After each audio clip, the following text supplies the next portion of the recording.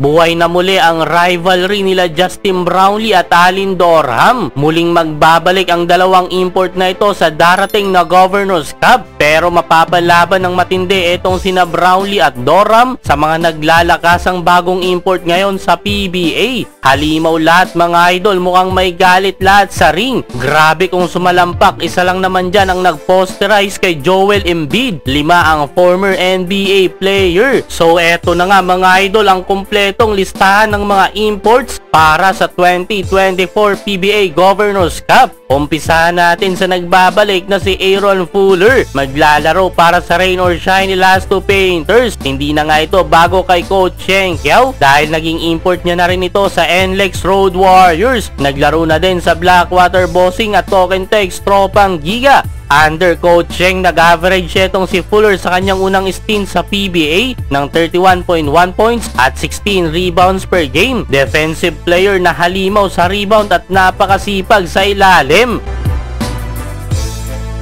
Para naman sa Meralco Bolts, magbabalik si Allen Dorham. Muli ulit susubukan ng 3-time PBA Best Import na makabawi kay Justin Brownlee. Buhay na muli ang rivalry ng dalawang import na to mga idol. Kahit 3 beses nang nabigo sa finals kontra kay JB, laking tiwala pa rin ang binigay sa kanya ng Meralco. Halos 4 na taon ding nawala si Dorham sa PBA. Sa Japan B-League ay nakatikim na ng kampyonato etong si Allen Dorham sa koponan ng Ryokyo Golden Kings at siya pa ang tinangal na finals MVP. Sa kanya kayang pagbabalik, makaisa na din kaya siya sa PBA? Well, hindi malabo yan mga idol dahil mas malakas ng Meralco Bolts ang kanyang babalikan with super rookie Brandon Bates at with new coach na kaka-champion nga lang last conference. At para nga sa Barangay Ginebra, muli ding magbabalik si Justin Brownlee. Walang pahingaan ng 6-time PBA champion mga idol.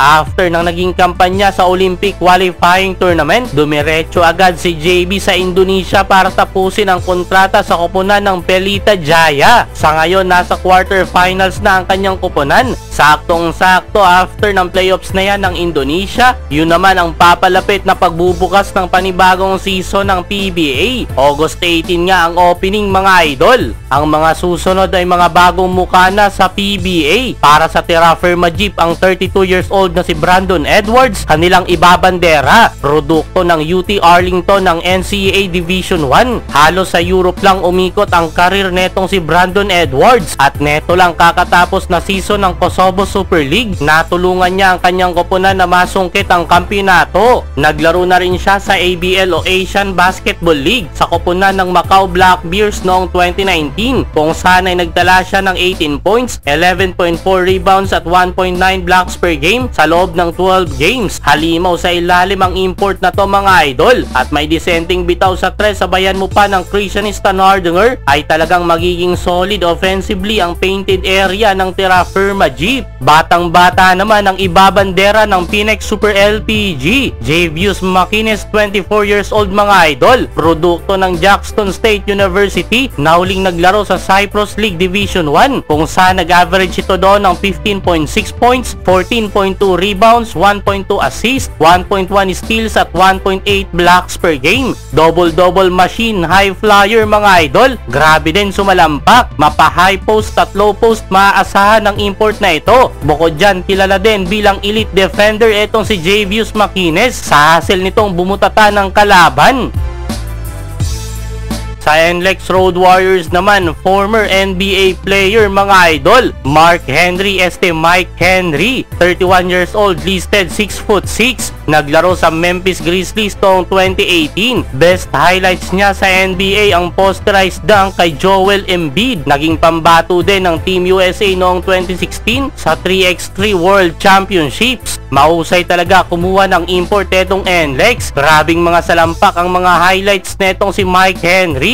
Mabilis gumalaw na may matinik na dribblings at may quick release shooting. Siguradong maraming bantay ang papahirapan nito sa PBA. Isang journeyman nga etong etong si Mike Henry mga idol, na huling naglaro sa Indonesian Basketball League sa koponan ng Satria Moda. Doon nag-average ng 14.2 points, 6.8 rebounds at 3.3 assist per game. Di din magpapalugi ang Blackwater Bossing. Bigating import din kanilang ibabandera. Ricky Ledo, 31 years old, listed 6'7", former NBA player, NBA second round pick noong 2013. Nakasabayan niya sa draft class na yan ang mga naging import na din sa PBA na sina Shabazz Muhammad ng SMB, Glenn Rice Jr. ng TNT, Tony Mitchell ng Magnolia at Jamal Franklin ng Converge. Naglaro si Ricky Ledo sa Dallas Mavericks at New York Knicks. All around mga idol ang import na ito, kayang maglaro ng 1-2-3, matindi ang galawan, sharpshooter, kaya kang tirahan harapan, literal na scoring machine mga idol, kung saan halimaw na mga numero ang inilatag nito nung naglaro sa China, na gumawa pa ng career high sa isang laro matapos umiscore ng 54 points, may kasama pa ang 15 rebounds at 9 assists para sa koponan ng Baikong Royal Fighters. Dedepensa naman ng defending champion na Token Tex Tropang Giga ang titulo with new import Darius Days. Hindi man natuloy ang planong ibalik muli si RSJ, big time din kanilang ipinalit. Batang bata, 24 years old, fresh na fresh pa galing NBA. Another former Houston Rockets mga idol na naglaro noong 2022-2023 season, pero mas gumawa ng pangalan sa NBA G League, kung saan halimaw na mga stats ang ginawa ni Darius Days sa koponan ng RGV Vipers na siguradong makakatulong sa Token Tex Tropang Giga, lalo na't wala nga silang nakuha sa nagdaang PBA draft. Isa na namang bigating import ng TNT na nagmula sa Rockets mga idol. Pangatlo na kina Terrence Jones at TJ McDaniels. Former NBA player din ang kinuha ni Coach Sheldon Ayo para sa Converge Fiber. Scottie Hobson, 2011 undrafted player na nagkaroon ng maikling stint sa Cleveland Cavaliers, Dallas Maverick at Oklahoma City Thunder. Journeyman na naglaro sa Greece, Israel, Turkey, Spain, Croatia, Lebanon, Australia at China. Nahuling naglaro naman sa G League affiliate ng Boston Celtics. Si Scottie Hobson man ang maituturing na pinakamatanda sa mga bagong import ngayon sa PBA. With 34 years old mga idol, ang kanya namang experience ay magiging malaking bagay para sa batang lineup ng Converge Fiber. All-around player, very athletic na may pamatay na jumper sa perimeter at tirador behind the arc. Hindi lang opensa, masipag din sa depensa mga idol. Kung resume lang ang pag-uusapan, abay etong import ng Magnolia Hotshots ang pinaka-solid mga idol. Glenn Robinson III, sa lahat ng mga import ngayon sa PBA, siyang may pinakamahabang experience sa NBA.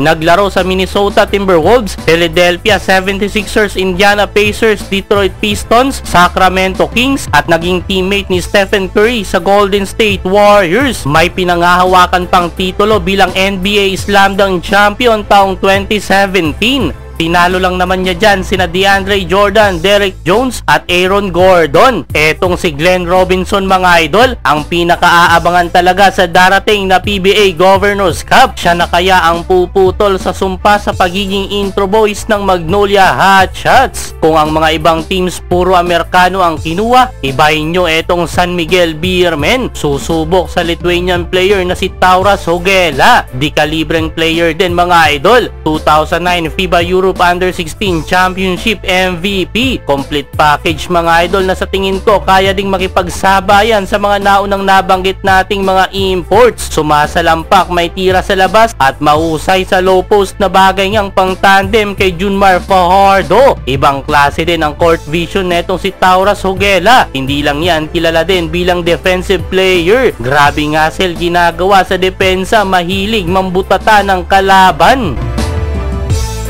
At last, ang kokompleto sa mga imports na maglalaro sa 2024 PBA Governors Cup ay etong si Taylor Jans. Ang ibabandera naman ng Northport Batangpier, 30 years old mga idol, produkto ng UC Riverside ng USNCAA. Isang journeyman din na huli ding naglaro sa Indonesian Basketball League at doon nag-average ng 15.1 points per game, 10.4 rebounds, 4.2 assists, 2 blocks at 2.1 steals per game sa loob ng 27 minutes kada laro. Pick and roll master etong import na to mga idol, na saktong sakto pang tandem sa bagong lipat sa Northport na si Gio Halalon.